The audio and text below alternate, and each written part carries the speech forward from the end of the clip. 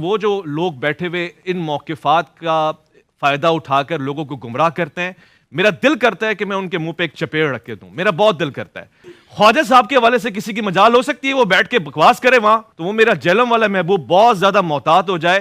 السلام علیکم ورحمۃ اللہ وبرکاتہ۔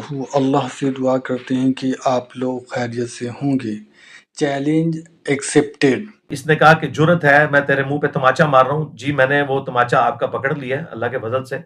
اس سے اگلی بات میں کرنا نہیں چاہتا، ایک اخلاق سے گری ہوئی بات، اور میں انشاءاللہ تعالی ختم نبوت کا مقدمہ لڑوں گا، اور میں بتاؤں گا کہ ان کے سارے بزرگ، چاہے وہ اشرف تھانوی صاحب ہوں جن کی ڈیتھ 1945 میں ہوئی، دیوبند کے بزرگ، اور بریلویوں کے پیر میر علی شاہ صاحب 1937 میں فوت ہوئے، اور 1921 میں اعلیٰ حضرت احمد رضا بریلوی صاحب فوت ہوئے، وہ بھی بریلویوں کے بڑے بزرگ۔ یہ سب کے سب لوگ ان ساری چیزوں کا دفاع